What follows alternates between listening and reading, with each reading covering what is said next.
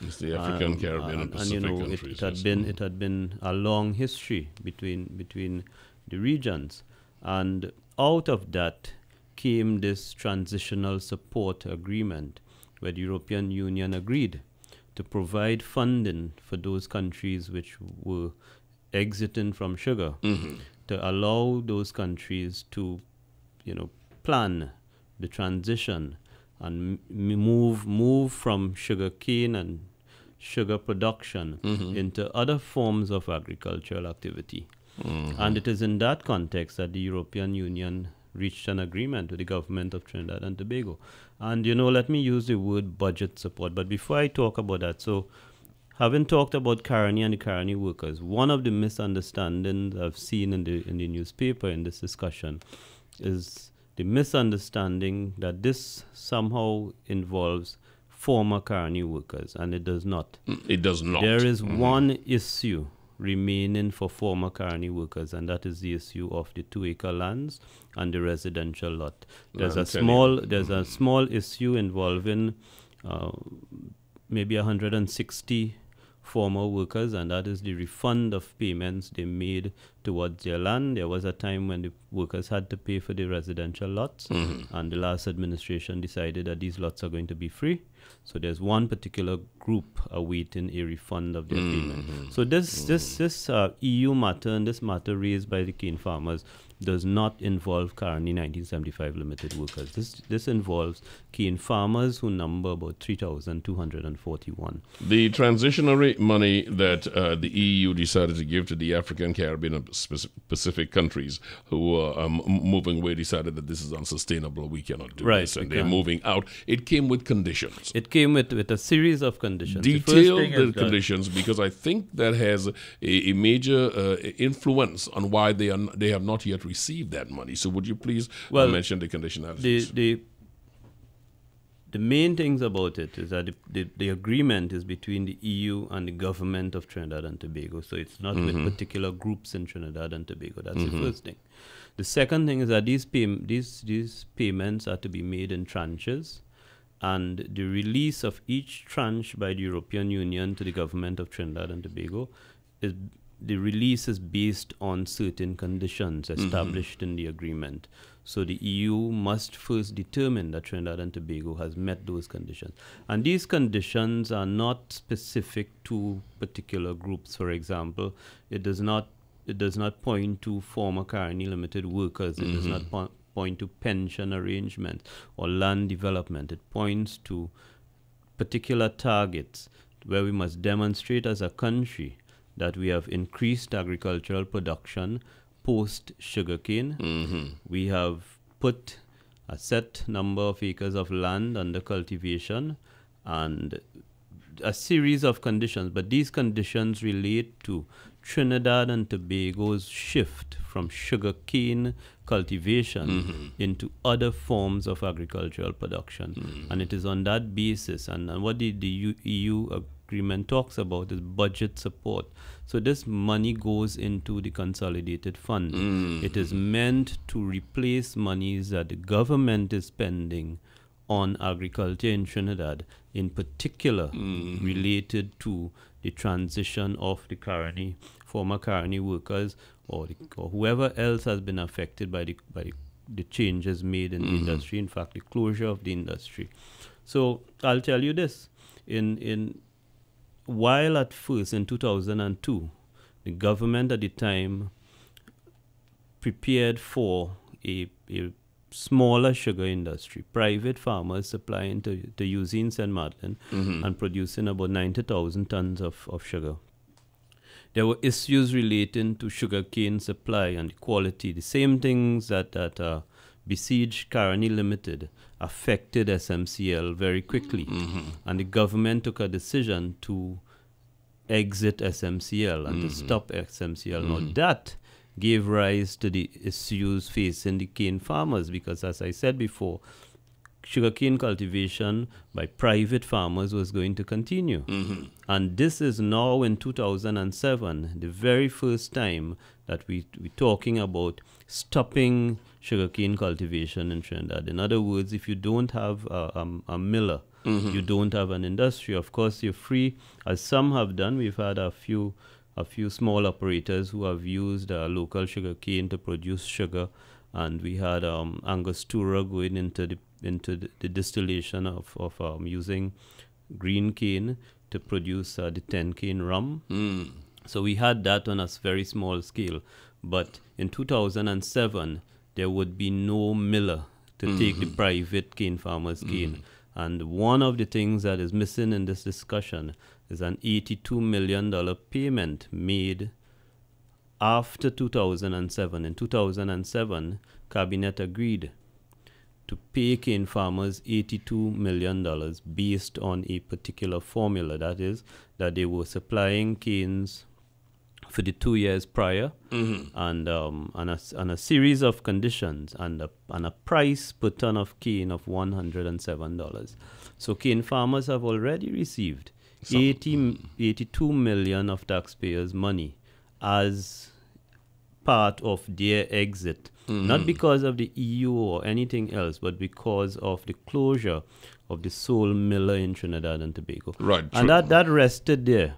And Caroni Limited and the Ministry with responsibility for agriculture and the Ministry of Planning worked together, because this EU agreement rests in the Ministry of Planning and Development, and so that it's in that ministry. The ministry collaborates, of course, with the Ministry of Agriculture and with Caroni 1975 Limited. So what we're talking about is something that really came to life. Now, there has always been that noise. There's always been that noise about this EU money belonging to the cane farmers. Notwithstanding the $82 million payment, yes. There's always been that noise. And for people like me and those who had been involved and those who understand the arrangements, that was never on the cards. But in 2015, April 2015, 2 months before an election date was announced, the government issued letters to cane farming groups.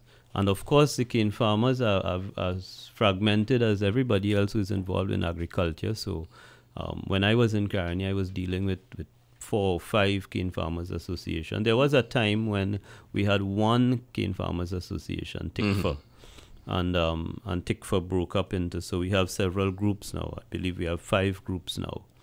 And the government in April 2015 issued letters to these cane farmers, farming groups, making a commitment relating tied to the European Union payments. Which should not have been without referencing the conditions under which, and without acknowledging that those payments were meant to provide the transitional support to the country. To replace. Now, let me give you an idea of the figures. I don't think Trinidad and Tobago understands the extent to which the government has supported this restructuring of the sugar industry. The bill as it stands now is about $10 billion. When we started off in 2002, we knew that the VSEP arrangements would cost about $1.2 billion. When we add to that, in terms of the breakdown, I could just run through some of the numbers, but we're talking about the VSEP itself with the payments to the workers, the training, the counseling, all those things that I talked about, without including the land. The VSEP itself is a $2.3 billion bill.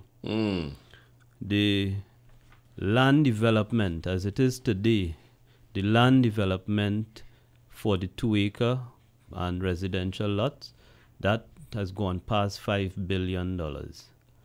And the debts left by Caroni and the outstanding loans and so on were another $3 billion. The pension arrangements, fixing the pension arrangements, cost close to $1 billion. So the government, the taxpayers of this country, have already spent about $10 billion in moving out of the sugar industry. Now, I've talked about the land for the VSEP workers. To develop the remaining, we've already developed close to 4,000 lots. We have another 5,000 to go. The development costs has escalated, and it would cost this country another 2 to 3 billion to deliver on the VSEP promise of a residential lot for each worker who did not have a lot at the time of the VSEP. So this VSEP, this restructuring of the sugar industry will cost taxpayers close to $15 billion when we are finished. Now, and just that our listeners be very, very clear, originally this was envisaged to cost what? The VSEP itself was envisaged to cost about 1.2 billion at the time, and that at that time we did not factor in the cost of the land, and the government knew that the loans taken by Caroni and some of the other liabilities would build the cost up.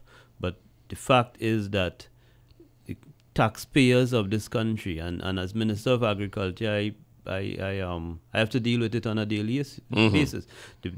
The people who have waited for agricultural land leases in this country, dating back to 1990, some 35 years, some 40 years, who have been waiting, have been saying to me, you are focusing on Caroni, Clarence, and you are not dealing with us. But I want to make the point that unless I deal with those, between the 2-acre parcels and the residential lots, you're talking about 17,000 files sitting there that have to be dealt with. And I've said to the country, unless I deal with those, and I have a plan to deal with them, I cannot get to the non-Caroni transactions. We always come around to the question of which comes first, the horse or the cart, or the cart or the horse. I've made a decision very early. I made a decision, and that's been implemented, that the Caroni transactions will go back into the hands of Caroni for processing. I think based on my personal knowledge and familiarity with it, I think as minister I can drive that process if it resides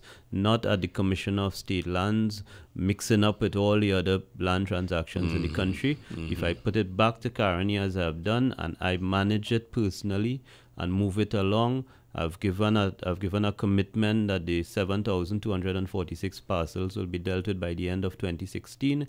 I've given a commitment that I will distribute a minimum of 350 leases a month, every month until the end of the year. I've been doing that. I have a distribution next week. And I've been managing the Caroni land issue, the final element of the VSEP. And I've also said to the country that by the end of March, I'll issue a statement where I set out for the country how I'm going to deal with what I think is maybe 30,000 land files requiring attention in the Office of the Commissioner of State Lands. I'm going to explain to the country how I'm going to approach the backlog and systematically reduce that, so the farmers and all the other people who have made applications to state lands will be satisfied in a particular time frame. It's not going to happen overnight. Which brings us back to the EU. The EU is this arrangement is not part of the EU agreement. So that is directly linked to the Prime Minister's statement that after he will withhold any payment until after he's finished getting briefs from his legal team who are looking into the whole situation. Well, it's a few ministries involved, as Minister of Planning Camille Robinson-Regis has said. She's sought advice, and the Minister of Finance has spoken on it. I have spoken, and I'm speaking again. And my position is very clear. This is a matter of law. It is a matter of whether the last administration has entered into binding arrangements with the cane farmers in a way that the country is obligated by law to make this payment. And I'm sure that the government would act in accordance with the law. But I am also very clear that the taxpayers of this country have provided more than adequate support to former Caroni workers, former cane farmers, and all those persons who were in some way affected by a decision that we had no choice in 2002 to make, that the preferential arrangements would no longer exist. We could not produce sugar on a competitive basis, and the country ought to transition and put those lands into more productive agricultural use. Not sustainable, and that is a decision that you have to make.